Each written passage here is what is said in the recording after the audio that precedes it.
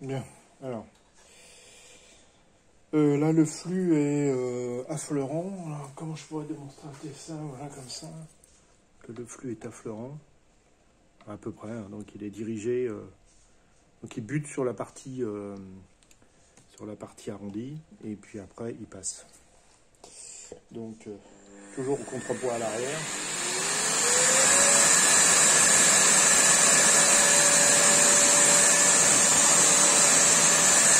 Là, je monte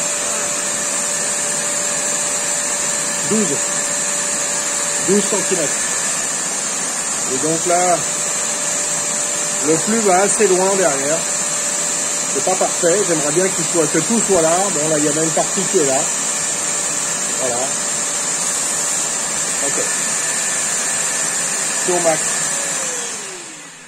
Voilà. Donc ça va être la buse d'origine. Ensuite, je réduis la buse. C'est-à-dire que je passe à peu près à la moitié.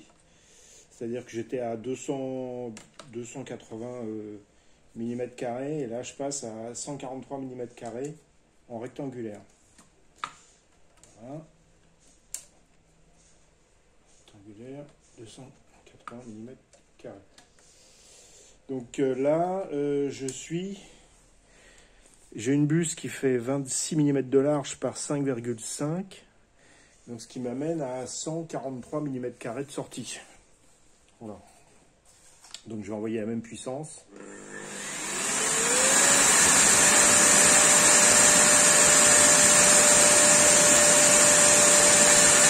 Et là j'arrive à 16.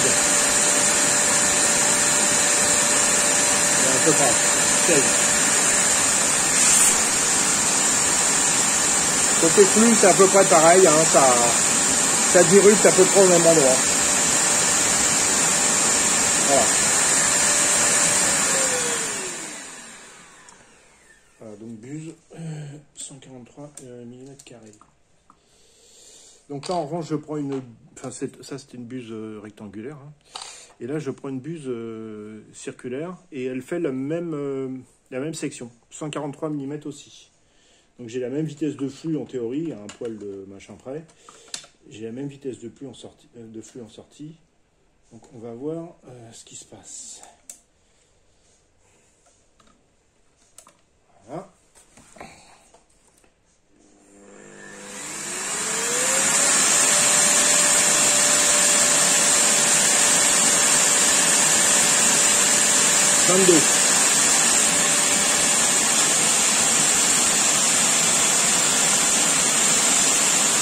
Et le flux va un peu plus loin. C'est logique d'ailleurs. En fait, de flux là. Là, il y en a, mais là, dans cette zone-là, il n'y en a plus. Voilà. Donc, on a vu qu'en accélérant le flux, évidemment, j'ai plus de patates parce que j'étais à 12 cm. En accélérant le flux, par une réduction de la sortie, je passe à 16 cm. C'est-à-dire je passe de 12 à 16. Voilà, donc je gagne 4 cm. Et en changeant la forme de la buse, mais non plus la section, c'est-à-dire que toujours 143 mm carrés, je passe quasiment à 23, ce qui est énorme. Voilà, donc pourtant le sens est le même, hein, c'est-à-dire que je projette le flux toujours à peu près sur la même zone.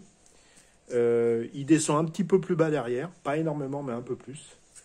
Et j'ai surtout donc une dépression qui est beaucoup plus importante. Alors je ne sais pas pourquoi, je ne sais pas si c'est parce que s'il sort de manière circulaire, il s'étale plus.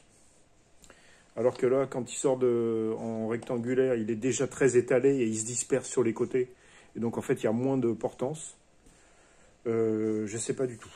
Donc pour lever le doute, il faudrait que je colle des flancs